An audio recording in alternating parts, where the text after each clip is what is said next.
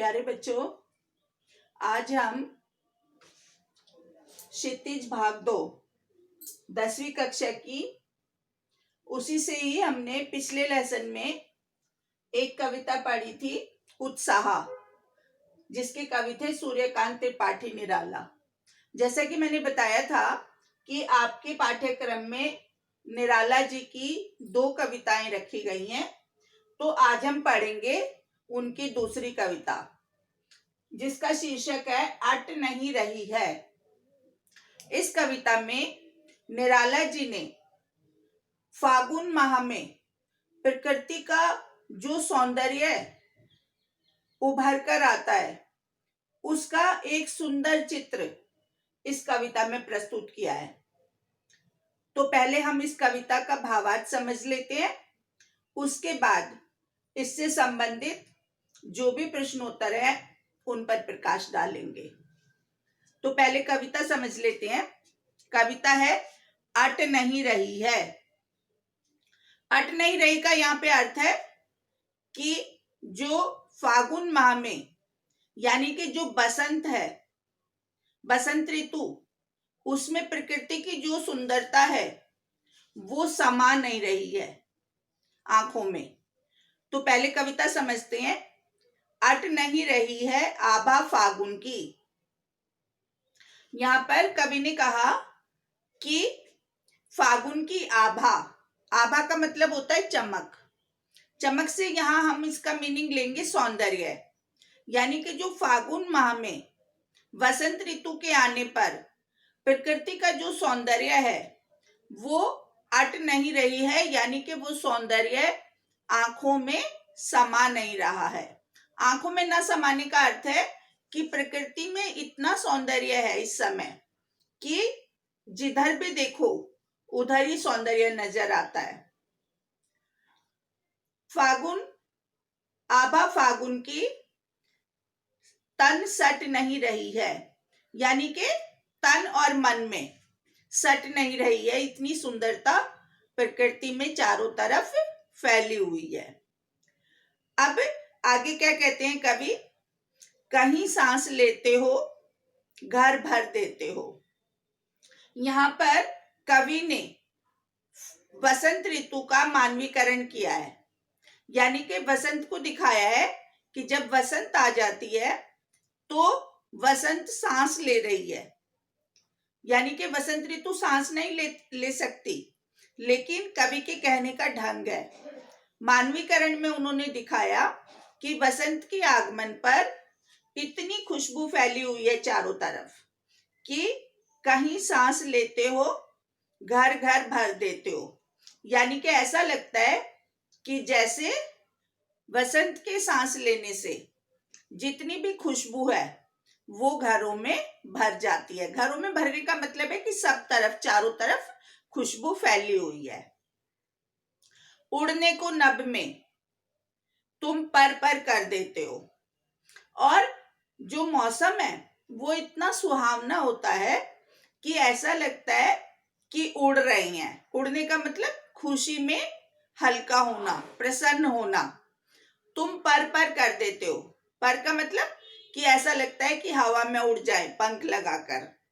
तो कहने का अर्थ है कि ये मौसम, जब इसमें ना तो बहुत ज्यादा सर्दी होती है और ना अभी गर्मी आती है, क्योंकि दोनों ही मौसम बहुत परेशान करते हैं। जब बहुत अधिक गर्मी होती है तब भी मनुष्य परेशान हो जाता है, जैसा हमने पिछली कविता में पढ़ा था कि बादल तुम गरजो और इस तप धरा को शीतल कर दो। और बहुत ज्यादा कड़ती ठंड होती है तब भी वो सर्दी जो है वो परेशान कर देती है। तो ये जो मौसम होता है बसंत ऋतु का, जब फरवरी और मार्च का महीना और बसंत ऋतु आ जाता है तो इसमें एकदम गुलाबी मौसम हो जाता है। इसको हम कहते हैं कि बहुत सुहावना मौसम रहता है। तो उसमें ऐसा लगता है कि मनुष्य बहुत खुश है और इतना हल्का हो गया है, सब तरफ जहां भी उसकी निगाह जाती है उसको प्रकृति में चारों तरफ सुंदरता बिखरी हुई नजर आती है। आगे कवि कहता है आंख हटाता हूं तो हट नहीं रही है। चारों तरफ सुंदरता देखते हैं जब, तो ऐसा लगता है कि हम जिधर भी देखेंगे उधर ही प्रकृति में खूबसूरती बिखरी पड़ी है। तो अगर हम आंख हटाना भी चाहे तो हट नहीं रही है। मतलब जहां भी देखोगे उसको ऐसा दिल करता है कि उसको देखते ही चले जाओ। पत्तों से लदी डाल, यानी कि जब पतझड़ के बाद वसंत ऋतु आती है तो जो पुराने पत्ते हैं वो पत्ते झड़ जाते हैं पेड़ों से, और अब नए पत्तों से डालियां लद गई हैं, कहीं हरी कहीं लाल। अब ये जो पत्तों के रंग हैं ये कहीं पर हरे हरे दिखाई देते हैं, नए नए ताजा ताजा पत्ते, और कहीं पर लाल। लाल का अर्थ है कि जैसे जब नए पत्ते आते हैं तो वो थोड़े से लाल रंग के नजर आते हैं। कुछ पत्तों का रंग भी लाल होता है और कुछ जो नए पत्ते होते हैं वो भी थोड़े लाल लाल नजर आते हैं। कहीं पड़ी है उर में, उर मतलब हृदय में।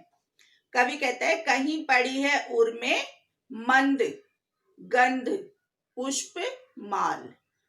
मंद का मतलब धीमी धीमी, गंध का मतलब खुशबू, पुष्प का मतलब फूल, और माल का मतलब माला। ऐसा लगता है जैसे प्रकृति ने मंद मंद फूलों की सुगंधित माला धारण की हुई है। तो प्रकृति का मानवीकरण, फागुन मास का मानवीकरण।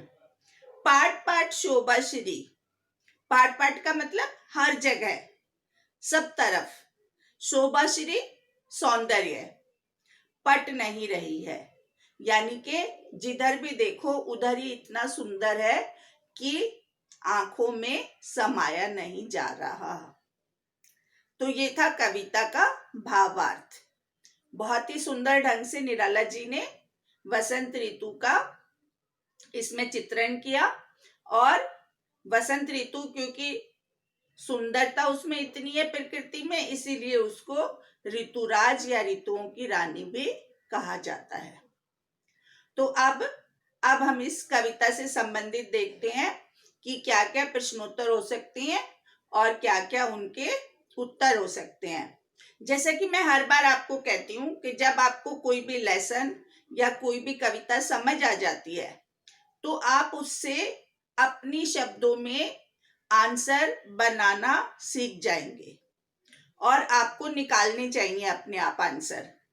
जब आपको लेसन या कविता समझ आ गई तो अपने शब्दों में उसके आंसर बनाओ, लेकिन फिर भी उसके क्या संभावित उत्तर हो सकते हैं वो मैं आपको यहाँ बताती हूँ, ताकि उससे आपको हेल्प मिल जाए, आपको समझ आ जाए, और जब परीक्षा में आपको कोई भी प्रश्न आए इससे संबंधित तो आप उसको अपनी समझ से उसका आंसर लिख सके। तो देखते हैं क्या क्या प्रश्न उत्तर हैं इस कविता के। पहला प्रश्न है, कवि की आंख फागुन की सुंदरता से क्यों नहीं हट रही है। जैसा कि हमने बताया कि सुंदरता इतनी ज्यादा है फागुन मास में कि कवि की जो आंख है वो सुंदरता से हट नहीं रही, यानी कि कवि का मन नहीं भर रहा, वो उसका मन कर रहा है कि वो इस सुंदरता को देखता ही रहे। तो इसका आंसर हो जाएगा कि फागुन माह में, माह का मतलब महीना, प्रकृति में चारों तरफ इतना सौंदर्य बिखरा पड़ा है कि कवि की आंखें जिधर भी देखती हैं वहां सुंदरता ही नजर आती है, इसलिए आंखें हट नहीं रही हैं। मतलब आंखें जो हैं वो उस सौंदर्य को देखना चाहती हैं। एक और प्रश्न, फागुन में ऐसा क्या होता है जो बाकी ऋतुओं से भिन्न है। यानी कि भिन्न का अर्थ अलग, कि ऐसा क्या होता है जो इसमें ही होता है फागुन में और ऋतुओं में क्यों नहीं होता। अब हम इसमें बताएंगे कि फागुन माह में पेड़ पौधों पर नए पत्ते आ जाते हैं, जैसा मैंने आपको कविता पढ़ाते हुए बताया। डालियां फूलों व फलों से लद जाती हैं, यानी कि जितनी भी तरह के फूल है वो सब बसंत में जरूर खिलते हैं, इतना अच्छा मौसम होता है। और यदि कोई फलों के वृक्ष हैं तो उन पर फल आ जाते हैं फूलों के बाद। तो फूलों व फलों से लद जाती हैं, प्रकृति अपने भरपूर सौंदर्य की छटा बिखेर रही होती है। यानी कि हम यूं कह सकते हैं कि प्रकृति में जितनी भी सुंदरता हो सकती है वो सब इस ऋतु में अपने पूरे शबाब पर होती है। यूं कह सकते हैं कि जैसे किसी दुल्हन को सजा दिया जाता है कि उसमें कोई कमी ना रह जाए, ऐसे ही बसंत ऋतु में प्रकृति जो है अपने पूरे श्रृंगार के साथ होती है और इसीलिए वो बहुत ही सुंदर लगती है। अब एक व्याकरण से संबंधित प्रश्न इसमें है, मानवीकरण अलंकार क्या होता है? जैसे कि मैंने आपको पहले बताया, कविता से मानवीकरण के उदाहरण छांटो। पहले तो मानवीकरण का अर्थ आपको पता होना चाहिए। जैसे मानव से बना है मानवीकरण, यानी कि कवि जो है वो अपनी कविताओं को सुंदर बनाने के लिए मानव की क्रियाओं को, जब कवि मानव की क्रियाओं व भावों को, यानी कि जो व्यक्ति के मन में भाव हो सकते हैं, मानव के मन में भाव हो सकते हैं, मानव जो क्रियाएं करता है उनको अपनी कल्पना से, कल्पना होता है कवि की सोच, कवि किस चीज को किस रूप में देखता है, कैसे सोचता है, प्रकृति में दर्शाता है। फिर वो उस कल्पना को और उन क्रियाओं को अपनी रचनाओं में डाल देता है। वहां पर मानवीय करण अलंकार होता है। यानी कि जो क्रियाएं मानव करते हैं वो जब प्रकृति में दिखाई देती हैं हमें किसी रचना में, तो वहां पर होता है मानवीकरण अलंकार। जैसे कि मैंने पहले बताया आपको कि फागुन जो है, यहाँ पर निराला जी ने उसको मानवीकरण करके उसका दिखाया कि वो सब जगह खुशबू फैला रहा है, उड़ने के लिए तैयार है और प्रकृति जो है वो अपने गले में पुष्पों की माला डालकर खड़ी है। तो ऐसे ही यहाँ पर इन्होंने बताया कि कोई उदाहरण छांटो, तो हमने कहा कहीं सांस लेते हो, है ना, जैसे कि फागुन माई सांस ले रहा है, या हम यूं कह सकते हैं कि वसंत ऋतु सांस ले रही है ना। तो वो प्रकृति है, वो सांस थोड़ी लेती है, लेकिन कवि के कहने का ढंग है। तो कौन सा अलंकार हो गया? मानवीकरण। कहीं पड़ी है उर्मे मंद गंध पुष्प माल, यहाँ पर भी मानवीकरण अलंकार है। यानी कि जब कवि, जैसे हम कह देते हैं कि फूलों का हंसना, कलियों का मुस्कुराना, नदी का इठलाकर चलना, ये सब ऐसी क्रियाएं हैं, किरणों का झिलमिलाना, ये सब ऐसी क्रियाएं हैं जैसे हम इनको यूं कह सकते हैं कि ये हंसना मुस्कुराना ये प्रकृति में कहाँ होता है, लेकिन कवि ऐसा सोचता है और उसको लिखता है तो उसकी रचना सुंदर बन जाती है। तो इसलिए मानव की क्रियाएं हैं ये, जब हम प्रकृति में देखते हैं, उन चीजों में देखते हैं जहां पर ये क्रियाएं होती नहीं है, लेकिन कवि उनको दर्शाता है, अपने शब्दों के माध्यम से उसको दिखाता है हमें सुंदर बनाकर, तो वहां पर होता है मानवीकरण अलंकार। अब लास्ट क्वेश्चन है, इन कविताओं के आधार पर, दो कविताएं पढ़ी हमने, पहले हमने उत्साह पढ़ी थी, आज हमने पढ़ी अट नहीं रही है। तो वो कहते हैं कि इन कविताओं के आधार पर निराला के शिल्प की विशेषताएं बताइए। काव्य शिल्प की, काव्य शिल्प होता है कि वो कैसे रचना रचते हैं अपनी, उनकी रचनाओं की क्या खासियत है, उनकी विशेषताएं क्या है। निराला जी छायावादी कवि थे, पहली बात।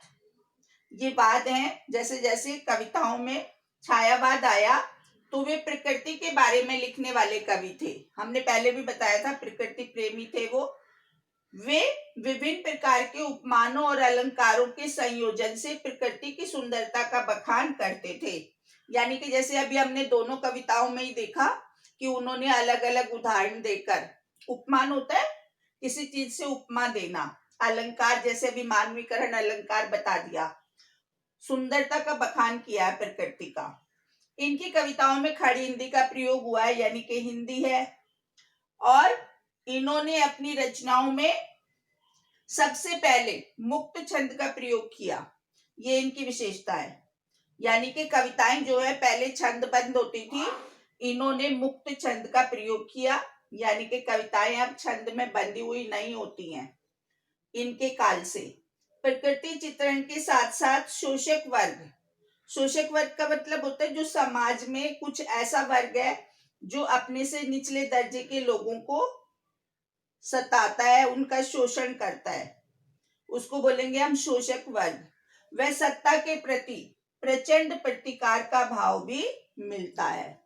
यानी कि कहीं ना कहीं कवि अपनी रचनाओं के माध्यम से, जैसा मैंने पिछले लेसन में भी बताया था कि कवि जो है वो बादलों के माध्यम से एक जन क्रांति या जन चेतना का संदेश भी हमें दे रहा है। तो ऐसा निराला जी की कविताओं में, उनकी रचनाओं में हमें देखने को मिलता है। तो ये उनकी विशेषताएं हो गई। थोड़ा इसके बारे में भी आपको ज्ञान होना चाहिए। वैसे इस तरह के क्वेश्चन पेपर में बच्चों से नहीं पूछे जाते, लेकिन आपको जो कवि हैं उनके बारे में, उनकी रचनाओं की विशेषताओं के बारे में भी ज्ञान होना चाहिए, क्योंकि निराला जी उस समय पैदा हुए जब हमारा देश आजाद नहीं था। तो उस समय की रचनाओं में इन्होंने अपने साहित्य में एक ऐसा भाव डालने की कोशिश की जो जन क्रांति और जन चेतना का संदेश भी रचनाओं में लोगों को देता रहा। और ये रामकृष्ण परमहंस और स्वामी विवेकानंद की विचारधारा से बहुत अधिक प्रभावित थे। 1899 में इनका जन्म हुआ बंगाल में और सन 1961 में इनकी मृत्यु हो गई। तो ऐसे कवि के बारे में थोड़ा सा डिटेल आपको पता होना चाहिए कि वो किस प्रकार की रचनाएं हमारे सामने प्रस्तुत करते रहे हैं। ये था आपका लेसन। आशा करती हूँ आपको समझ आया होगा, कविता का भावार्थ भी और इससे संबंधित प्रश्न भी। यदि कोई भी क्वेश्चन आपको समझ ना आया हो, किसी प्रकार का आपका डाउट हो, तो आप मुझसे जरूर पूछें। Okay, thank you.